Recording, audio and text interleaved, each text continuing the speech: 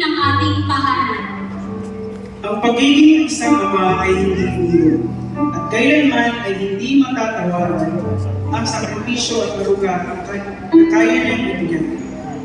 Kaya ang aming simpleng handog sa inyong ngayong araw ay isang mainit na pagbati at presentasyon sa inyong di matatawarang pagmamahal sa amin. Maraming mga kataga ang pwedeng gamitin upang bigyan ng magandang acronym ang salitang Father sa Ingles. Nawa ay inyong matanggap ang mga katagang aming sasampitin. F, which stands for forgetful. Pag-usa kaamahan, kalimtan.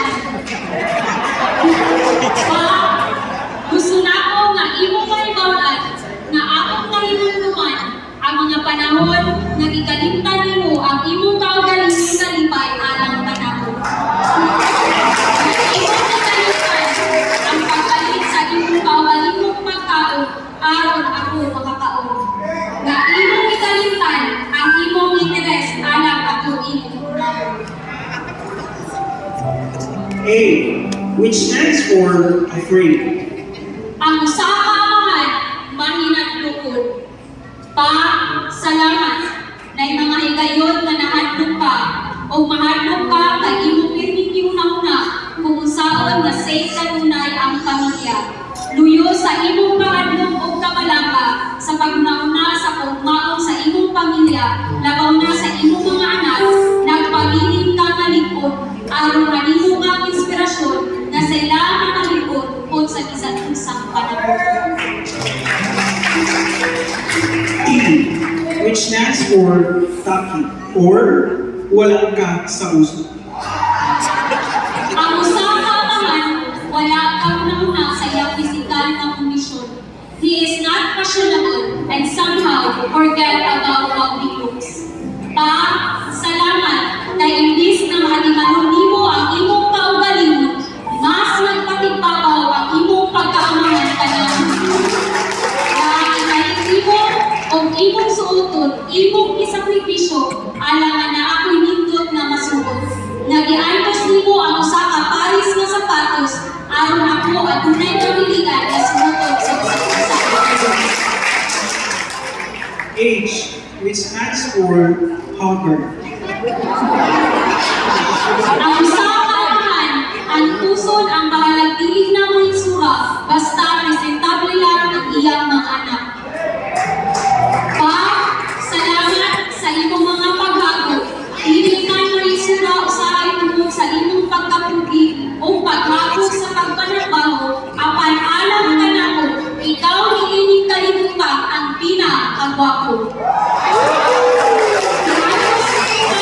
Nanamito sa pagpanabaho sa init, aron lang na masiguro na naako'y pagpalit o sunscreen para sa akong panit. Imong giuna ang akong conditioner kaysa sa imong gel. Na bahala magkaligtas ang imong agtang, makapalit ka lang og moisturizer na sa akong panit na ulang.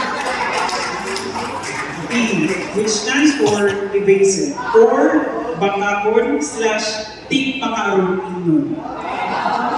A father sometimes is not truthful. He even uses jokes and somehow pretends that he isn't tired when in fact he is. He isn't hungry when he is famished. He is happy when he is sad. And he is okay when actually he is not. We deeply appreciate your selfless acts.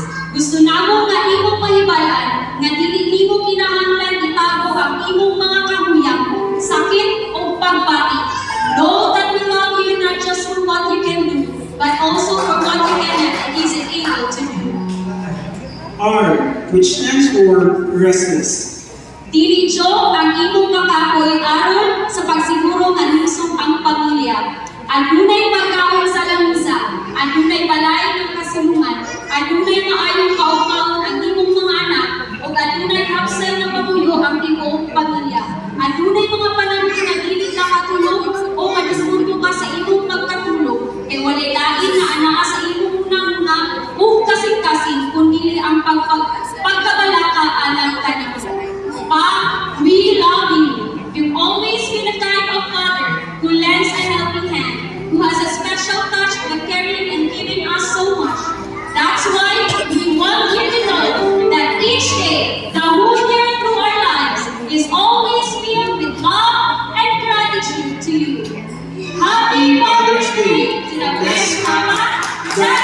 Caritas.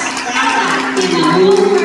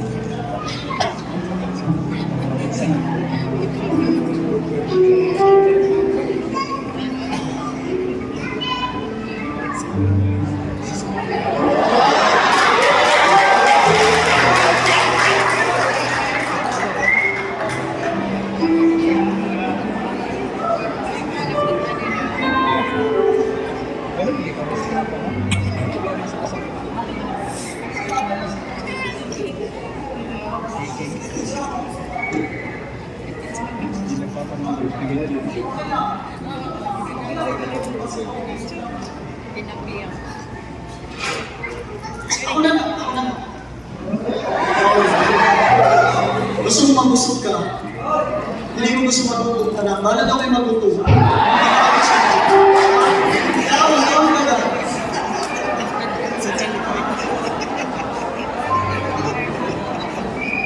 Tama ka. Go? Ayun naman go.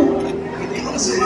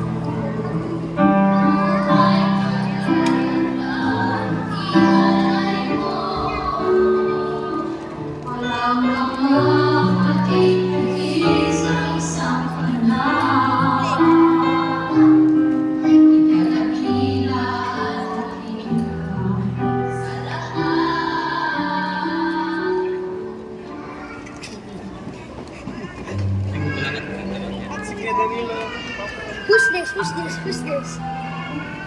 may magdaan. Tito Dan. Yes, Tito Dan. And this is Tito Ann, the Marijo and Tito Dan. What?